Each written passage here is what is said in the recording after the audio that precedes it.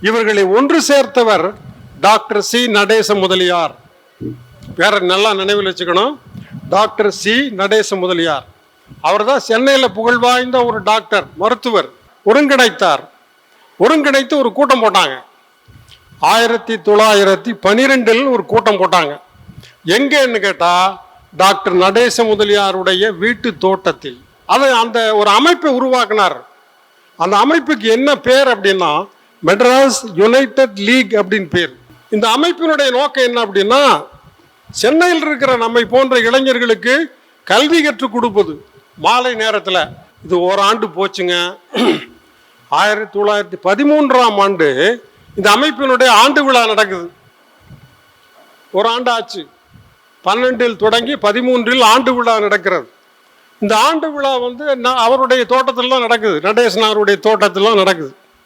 அப்போ எல்லாரும் ஒன்று கூடி பேசுகிற போது ஒரு தோழர் எழுந்து சொன்னார், இந்த அமைப்பினுடைய பெயர் சரியா இல்லை அப்படின்னார். என்னப்பா எவ்வளவு கடினமாக நம்ம எல்லாம் சிந்திச்சு ஒரு பெயர் வச்சிருக்கோம், அந்த பெயரை மாற்றலாம்னு சொல்றேன்னு ஒரு ஆள் கேட்டார். இல்லை, இந்த அமைப்பினுடைய பெயர் நம்முடைய நோக்கங்களை எதிரொலிப்பதாக இல்லை, நம்முடைய எண்ணங்களை எதிரொலிக்கவில்லை, அதனால பேரை மாற்றணும்னு சொன்னான். சரி, என்ன பேர் வைக்கலாம் அப்படின்னு இன்னொருத்தன் கேட்டான்.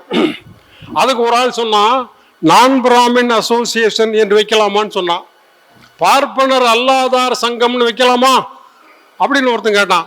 இன்னொருத்தன் எழுந்து சொன்னான், அட முட்டா பயல, நான் அது எதிர்மறை பெயர்னா, நெகட்டிவ் நேம், நமக்கு எதுக்கு பாப்பம் பேரை கொண்டாந்து வச்சுக்கிட்டு பார்ப்பனர் அல்லாதார் சங்கம்? அது என்ன பார்ப்பனர் அல்லாதார் சங்கம்? நான் நம்மை குறிப்பதற்கு அவன் பேரை சொல்லணுமா, அதனால பார்ப்பனர் அல்லாதார் சங்கம்ங்கிறது வேண்டாம் அப்படின்னு முடிவு பண்ணான். சரின்ட்டான். சரி, அப்ப என்ன பேரை வைக்கலாம் அப்படின்னு எல்லாரும் ஒன்று கூடி கலந்து பேசுகிற போது ஒருத்தன் எந்திரிச்சு சொன்னான், திராவிடர் சங்கம்னு வைங்கன்னா. 1913 திராவிடர் சங்கம் என்று பெயர் சூட்டப்பட்டது. எல்லாரும் ஒருமனதா யுனானிமஸா அந்த தீர்மானம் நிறைவேறியது. திராவிடர் சங்கம், மெட்ராஸ் டிராவிடியன் அசோசியேஷன், அதுக்கு பேருங்க. 1913. இப்ப ஒரு முக்கியமான செய்தி நீங்க கவனிக்கணும். 12 தொடங்கப்பட்ட மெட்ராஸ் யுனைடெட் லீக் என்கிற இந்த சங்கம் எத்தனை பேர் உறுப்பினர்னா ஒரு 100 பேர் 150 பேர் தான் இருந்திருப்பான். இந்த மெட்ராஸ் டிராவிடியன் அசோசியேஷன், திராவிடர் சங்கம் என்று பெயர் மாற்றம் செய்யப்பட்ட உடனே 500-600 பேர் அதில் உறுப்பினராக சேர்ந்தான். அவன் பாருங்க, அது வரைக்கும் சொன்ன மாதிரி குமுறிக்கிட்டு இருந்தவன் இந்த திராவிடர் சங்கம்னு பேரை கேட்டவன் எல்லாம் உறுப்பினர் ஆயிட்டான்.